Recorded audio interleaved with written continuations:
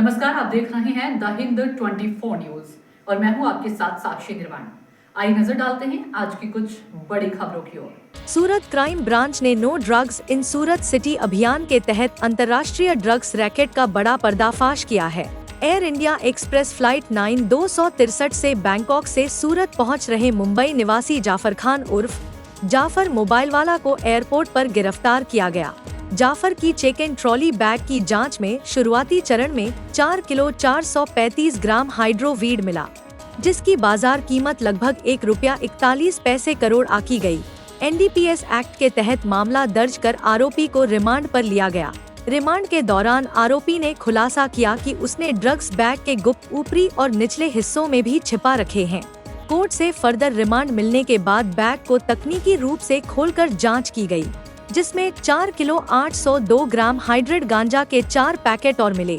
इसकी बाजार कीमत लगभग ₹1.69 करोड़ है। इस प्रकार कुल 8 किलो से अधिक हाइड्रोवीड, जिसकी कुल कीमत ₹3 करोड़ से भी ज्यादा है, सूरत क्राइम ब्रांच ने जब्त कर लिया। पुलिस इस अंतर्राष्ट्रीय ड्रग्स नेटवर्क से जुड़े अन्य आरोपियों और सप्लायरों की तलाश में लगातार जांच कर रही है। No drugs in Surat city અન્વયે સુરત પોલીસ અને સુરત ક્રાઇમ બ્રાન્ચ એસઓજી અને અલગ અલગ બ્રાન્ચો અને પોલીસ સ્ટેશનો દ્વારા ડ્રગ વિરુદ્ધ સતત મુહિમ ચાલુ રાખી અને એના વિરુદ્ધ ડ્રગ માફિયાઓ વિરુદ્ધ સતત કાર્યવાહી કરવામાં આવે છે। આ જ એક કામગીરીના ભાગરૂપે સુરત ક્રાઇમ બ્રાન્ચને એક ઇન્ફોર્મેશન મળી હતી। 17/11/2025ના રોજ એક બેંકોકથી સુરત એર ઇન્ડિયા એક્સપ્રેસની ફ્લાઇટમાં એક જાફર ખાન મોબાઈલવાળા નામનો માણસ ફ્લાઇટમાં આવે છે અને એની પાસે હાઇબ્રિડ ગાંજો છે। આ બાતમીના આધારે સુરત ક્રાઇમ બ્રાન્ચની ટીમના પોલીસ ઇન્સ્પેક્ટર SN પરમાર અને એમની ટીમ દ્વારા એરપોર્ટમાં એમને પકડવામાં આવ્યા હતા અને એમની સર્ચ દરમિયાન 4 કિલો જેટલો હાઇબ્રિડ ગાંજો મળી આવ્યો હતો। આ રેડ દરમિયાન સુરત ક્રાઇમ બ્રાન્ચ ઉપરાંત Dumas police, air intelligence unit અને CISFને પણ સાથે રાખવામાં આવ્યા હતા। એમની પાસેથી અંદાજે 1.41 કરોડ જેટલો મુદ્દામાલ કબજે લેવામાં આવ્યો હતો। આ મુદ્દામાલ એને કોઈને આપવાનો હતો, એને એરપોર્ટથી બહાર નીકળ્યા પછી કોને આપવાનો છે એ બાબતે એમને જાણ કરવામાં ફોન ઉપર આવવાની હતી। ક્રાઇમ બ્રાન્ચની ટીમે એને પકડી અને એને એરેસ્ટ કરી એના 3 દિવસના રિમાન્ડ લેવામાં આવ્યા હતા। એમની ઘણી બધી પૂછપરછ કરવામાં આવી હતી। દરમિયાનમાં ફરીથી ક્રાઇમ બ્રાન્ચને એક ઇન્ફોર્મેશન મળી કે આ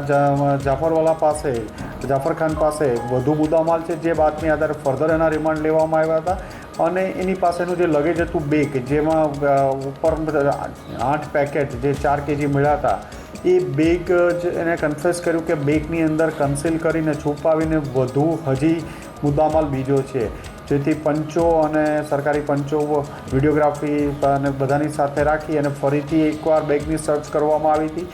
બેગની ઉપર એક ફરીથી બીજું બેગનું કવર લગાડી દેવામાં આવ્યું હતું બેગની ઉપર, એમાં ટાયરને ઉપર આખી બેગ કેવિટી બનાવી અને છુપાવવામાં આવ્યું હતું। એમના ઉપર એમણે કાર્બન પેપર મૂક્યા હતા, જેથી જે બેગેજ સ્કેનરમાં આ ડ્રગ્સ છે એ સ્કેન ન થાય અને આરામથી પાસ થઈ શકે, એટલે એ પણ એને છુપાવીને કબજે કરવામાં આવ્યું છે। એ બંને બેગ તોડીને સર્ચ કરતાં એમાંથી 4 પેકેટ મળી આવ્યા હતા, જે 4 કિલો 800 ગ્રામ એટલે અંદાજે 5 કિલો જેટલું અને જેની કિંમત ₹1.70 જેટલાનો મુદ્દામાલ વધુ સુરત ક્રાઇમ બ્રાન્ચ દ્વારા ધરપકડ કરવામાં આવ્યું છે। ફોઇલ પેપર, બેગ વધુ કબજે, જે કાર્બન પેપરને કબજે કરવામાં આવ્યા છે અને હજુ આમાં તપાસ ચાલુ છે। દરમિયાન ઘણી બધી પોલીસને ઇન્ફોર્મેશન આ કેસ બાબતે આગળ મળી છે, પણ હાલમાં કાર્યવાહી આ બાબતે ચાલુ છે અને આ ઇન્વેસ્ટિગેશનમાં ટોટલ 3 કરોડથી વધુનો મુદ્દામાલ કબજે કરવામાં આવ્યો છે। देखते रहिए द हिंद 24 न्यूज।